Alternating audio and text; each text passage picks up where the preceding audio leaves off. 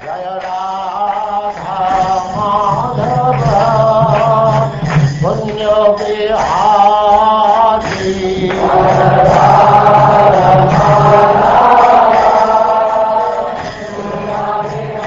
And now chapter 17, Lord Krishna's description of the Varnashram system.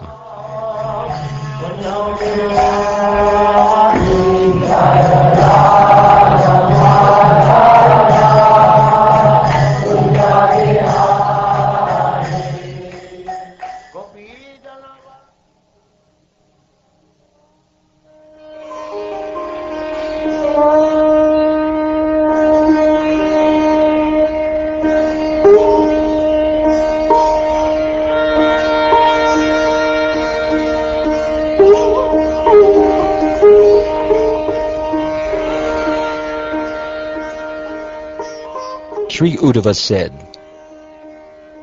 "My dear Lord, previously you described the principles of devotional service that are to be practiced by followers of the Varnashram system, and even ordinary unregulated human beings. My dear lotus-eyed Lord, now please explain to me how all human beings can achieve loving service unto you by the execution of their prescribed duties." My dear Lord, O mighty armed one, previously, in your form of Lord Hamsa, you spoke to Lord Brahma those religious principles that bring supreme happiness to the practitioner. My dear Madhava, now much time has passed, and that which you previously instructed will soon practically cease to exist, O subduer of the enemy.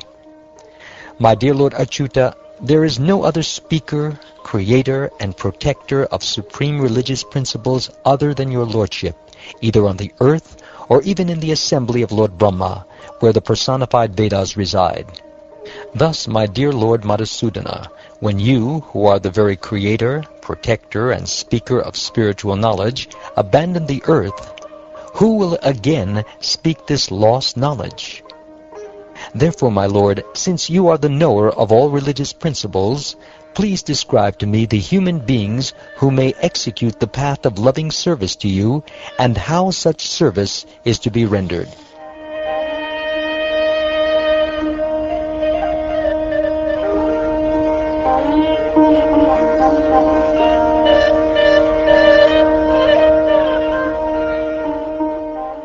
Sri Uddhava, the best of devotees, thus inquired from the Lord. Hearing his question, the personality of Godhead, Sri Krishna, was pleased, and for the welfare of all conditioned souls, spoke those religious principles that are eternal. He said,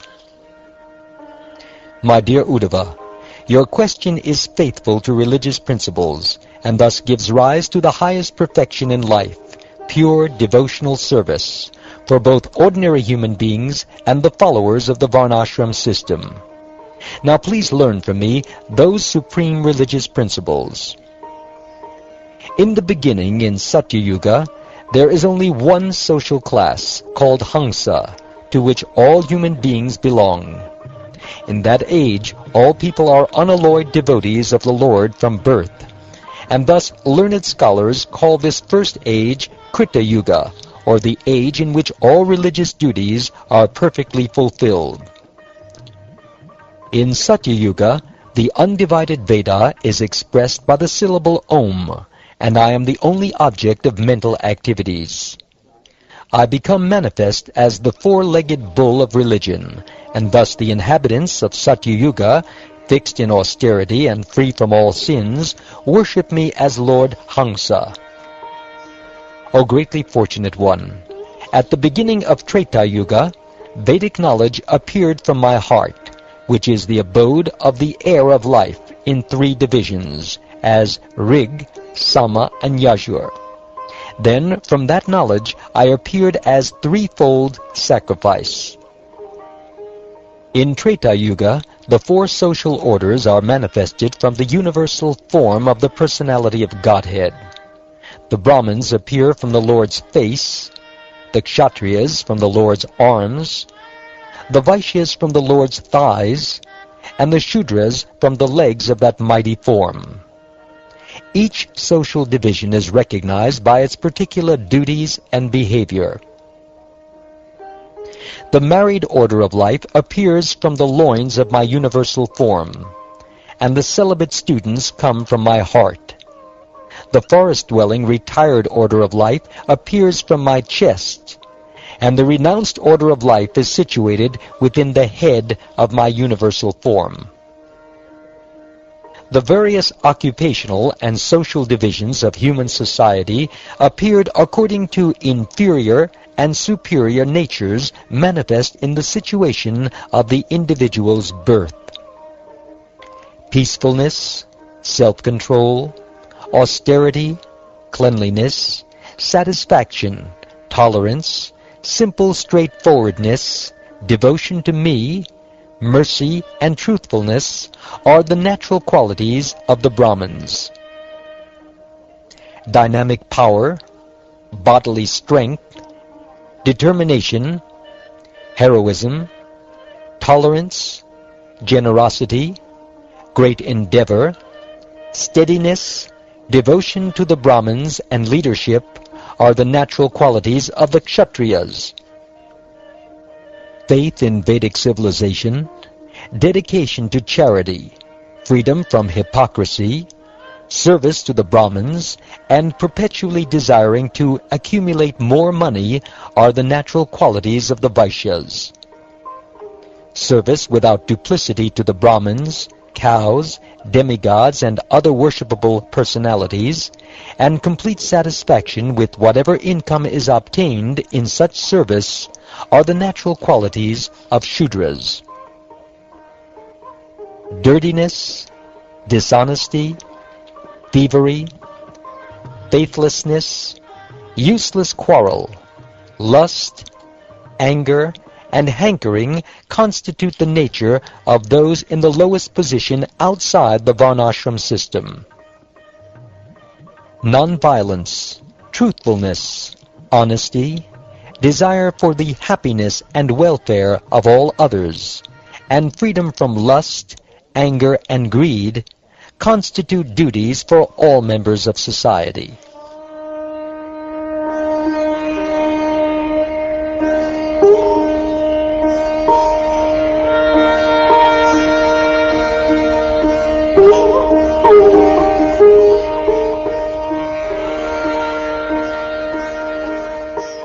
The twice-born member of society achieves second birth through the sequence of purificatory ceremonies culminating in Gayatri initiation. Being summoned by the spiritual master, he should reside within the Guru's ashram, and with a self-controlled mind carefully study the Vedic literature. The brahmachari should regularly dress with a belt of straw and deerskin garments. He should wear matted hair, carry a rod and water pot, and be decorated with aksha beads and a sacred thread. Carrying pure kusha grass in his hand, he should never accept a luxurious or sensuous sitting place. He should not unnecessarily polish his teeth, nor should he bleach and iron his clothes. A brahmachari should always remain silent while bathing, eating, attending sacrificial performances, chanting japa, or passing stool and urine. He should not cut his nails and hair, including the armpit and pubic hair. One observing the vow of celibate brahmachari life should never pass semen. If the semen by chance spills out by itself, the brahmachari should immediately take bath in water, control his breath by pranayam, and chant the Gayatri mantra. Purified and fixed in consciousness, the brahmachari should worship the fire god, sun, acharya, cows, brahmins, guru, elderly respectable persons, and demigods. He should perform such worship at sunrise and sunset, without speaking, but by silently chanting or murmuring the appropriate mantras. One should know the acharya as myself, and never disrespect him in any way. One should not envy him, thinking him an ordinary man, for he is the representative of all the demigods. In the morning and evening, one should collect foodstuffs and other articles, and deliver them to the spiritual master. Then, being self-controlled, one should accept for oneself that which is allotted by the Acharya. While engaged in serving the spiritual master, one should remain as a humble servant. And thus, when the Guru is walking, the servant should humbly walk behind. When the Guru lies down to sleep, the servant should also lie down nearby. And when the Guru has awakened, the servant should sit near him, massaging his lotus feet and rendering other similar services. When the Guru is sitting down on his asan, the servant should stand nearby with folded hands, awaiting the Guru's order.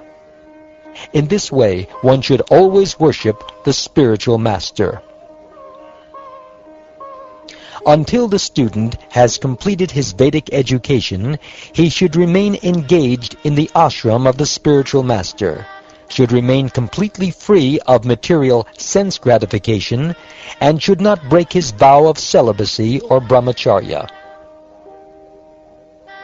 If the brahmachari student desires to ascend to the Mahaloka or Brahmaloka planets, then he should completely surrender his activities to the spiritual master, and, observing the powerful vow of perpetual celibacy, dedicate himself to superior Vedic studies.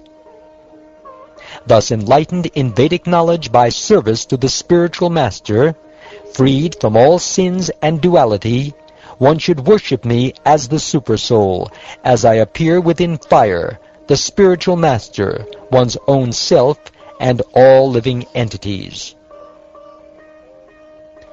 Those who are not married, sannyasis, vanaprasthas, and brahmacharis, should never associate with women by glancing, touching, conversing, joking, or sporting. Neither should they ever associate with any living entity engaged in sexual activities.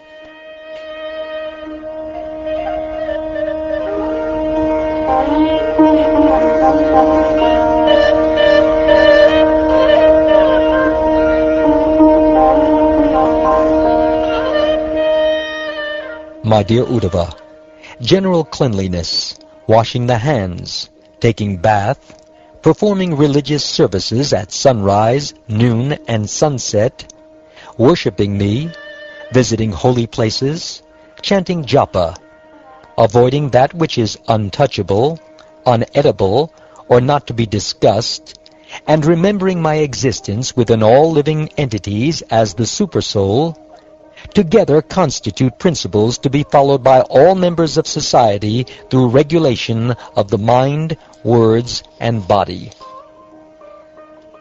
A Brahmin observing the great vow of celibacy becomes brilliant like fire, and by serious austerity burns to ashes the propensity to perform material activities. Free from the contamination of material desire, he becomes my devotee. A brahmachari who has completed his Vedic education and desires to enter household life should offer proper remuneration to the spiritual master, take bath, cut his hair, put on proper clothes, and so on, and taking permission from the Guru should go back to his home. A brahmachari desiring to fulfill his material desires should live at home with his family, and a householder who is eager to purify his consciousness should enter the forest, whereas a purified Brahmin should accept the renounced order of life. One who is not surrendered to me should move progressively from one ashram to another, never acting otherwise. One who desires to establish family life should marry a wife of his own caste, who is beyond reproach and younger in age. If one desires to accept many wives, he must marry them after the first marriage, and each wife should be of a successively lower caste. All twice-born men, Brahmins, Kshatriyas, and Vaishyas, must perform sacrifice, study the Vedic literature, and give charity. Only the Brahmins, however, accept charity, teach the Vedic knowledge, and perform sacrifice on behalf of others. A Brahmin who considers that accepting charity from others will destroy his austerity, spiritual influence, and fame should maintain himself by the other two Brahminical occupations, namely teaching Vedic knowledge and performing sacrifice. If the Brahmin considers that those two occupations also compromise his spiritual position, then he should collect rejected grains in agricultural fields and live without any dependence on others. The body of a Brahmin is not intended to enjoy insignificant material sense gratification. Rather, by accepting difficult austerities in his life, a Brahmin will enjoy unlimited happiness after death.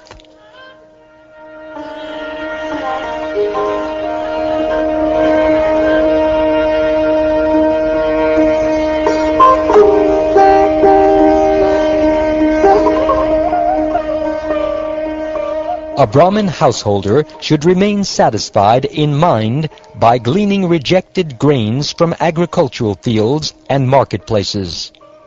Keeping himself free of personal desire, he should practice magnanimous religious principles with consciousness absorbed in me.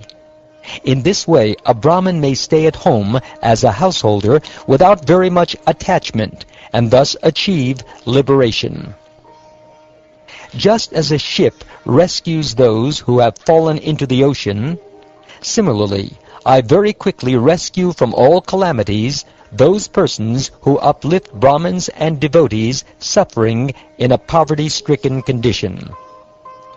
Just as the chief bull elephant protects all other elephants in his herd and defends himself as well, similarly, a fearless king, just like a father, must save all of the citizens from difficulty and also protect himself.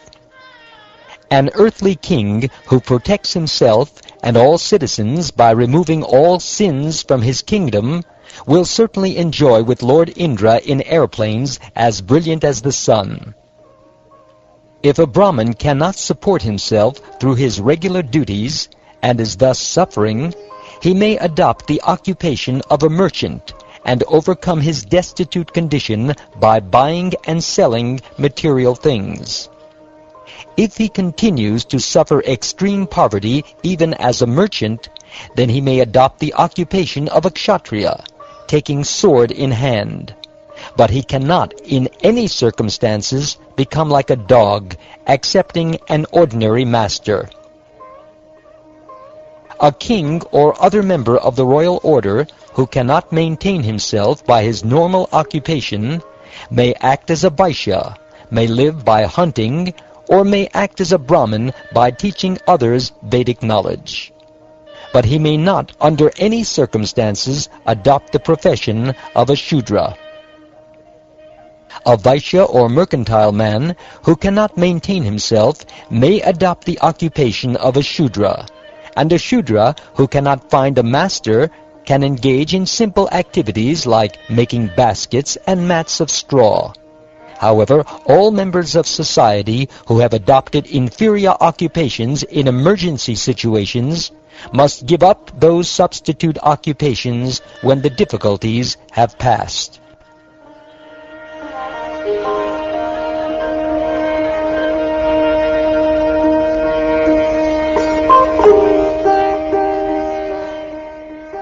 One in the Grahastha order of life should daily worship the sages by Vedic study, the forefathers by offering the mantra Svadha, the demigods by chanting Svaha, all living entities by offering shares of one's meals, and human beings by offering grains and water.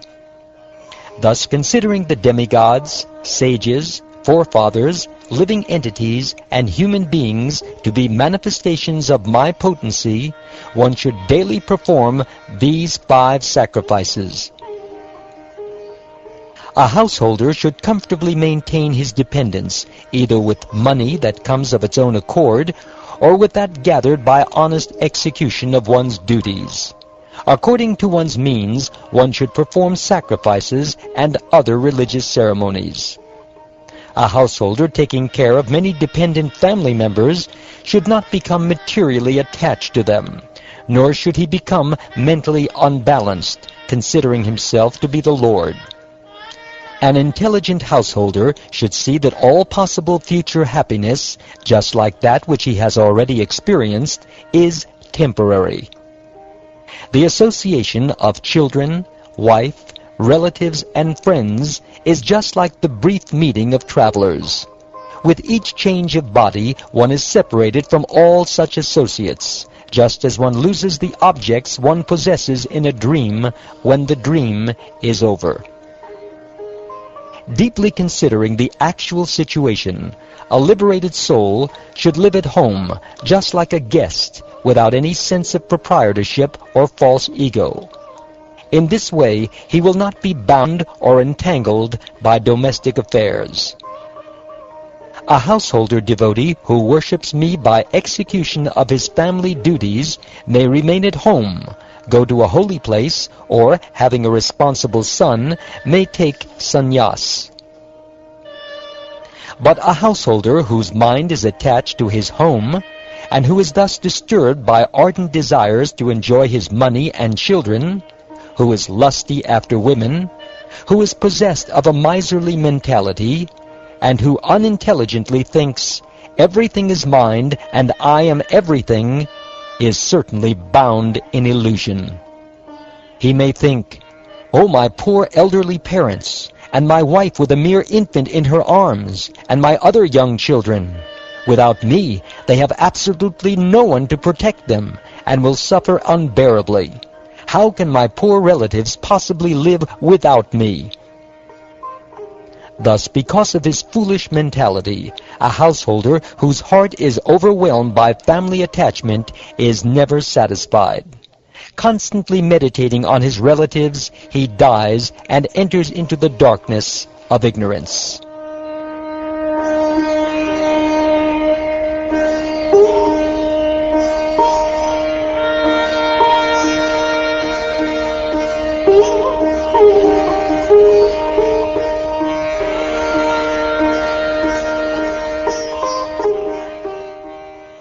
Thus ends the 17th chapter of the 11th canto of the Srimad Bhagavatam, entitled Lord Krishna's Description of the Varnasrama System.